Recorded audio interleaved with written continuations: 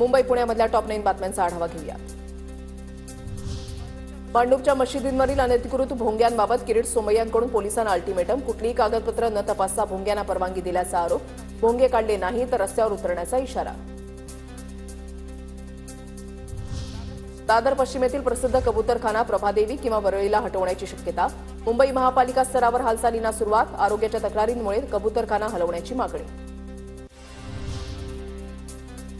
YWCA सेवाभावी संस्थेकडून वार्षिक क्रीडा दिनानिमित्त विविध खेळांचे सामने आयोजित। संस्थेला 150 वर्ष पूर्ण।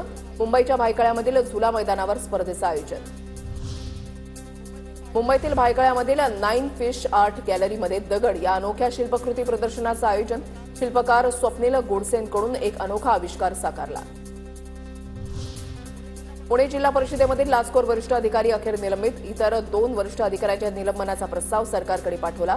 कंत्राटदारांनी पूर्ण केलेल्या कामांची बिलं अदा करण्यासाठी अधिकाऱ्यांनी मागितली होती लाच। पुण्यामध्ये पाण्याचा अधिक वापर केल्यास नळ कनेक्शन तोडणार। अतिरिक्त पाण्याचा वापर करणाऱ्यांना महापालिकेची तंबी।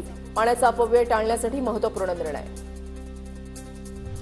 पुण्याच्या बीटी कवडे रोडवरील पाण्याच्या टाकीचा पाईप फुटला। अवघ्या 6 महिन्यांआधी टाकीचं लोकार्पण केलं होतं। लाखो लिटर पाण्याची नासाडी। रेकॉर्डवरील गुन्हेगारांकडून पुणे पोलिसांनी जप्त केले पिस्तूल आणि काडतुसं। पुणे पोलिसांच्या गुन्हे शाखेची कारवाई। 4 आरोपी अटकेत।